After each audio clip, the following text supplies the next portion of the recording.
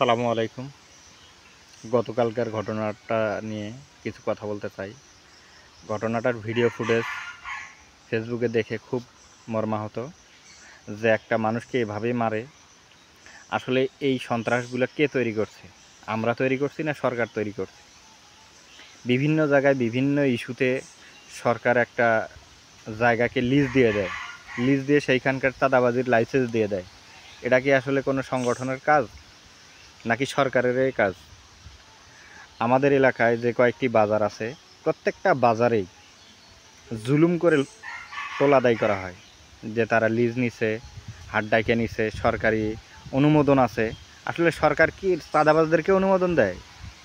আমাদের নগর কাঠগড়ার হাট, মিরগঞ্জের হাট, শোভাগঞ্জের হাট, রামগঞ্জের হাট, নতুন হাট, তারপরে যে কোনো বাজার বলেন, ইমামগঞ্জ বাজার, যত বাজার আছে সমস্ত বাজারে টোল দিতে হয়। দিন দিন টোলের পরিমাণ বাড়াইতেছে, বলে যে অনেক টাকা দিয়ে লিজ নিছি। ডোমের হাট আছে, যে প্রত্যেকটা বাজারেই তারা এমনভাবে জুলুম করে যে আপনি একজন সাধারণ কৃষক বলতে পারে না, সে তো ফেসবুক ঘাটে না, সে তো ইউটিউব ঘাটে না, কি পরিমাণ টোল আদায় করে।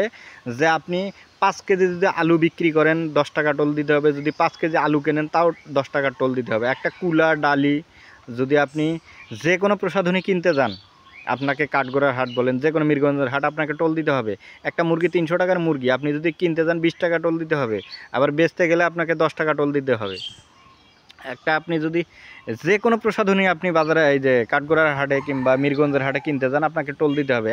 আপনি এক মণ ধান এত দাম কম, তারপর পটল, যে কোনো তরি তরকারি আছে, আপনি যদি বেচতে আসেন, এমনি তো আপনি ন্যায্য মূল্যটা পাচ্ছেন না, তার উপর অতিরিক্ত আপনাকে টোলের মাসুলটা গুনতে হবে। শুধু যে এটা গাইবান্ধা জেলার সুন্দরগঞ্জ থানার আমাদের এলাকা তা না, আমি মনে করি পুরো বাংলাদেশে এই অবস্থা।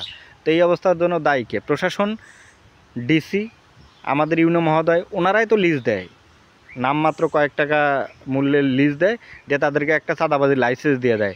তাদের ইচ্ছা মতো তারা চাঁদা উঠায়।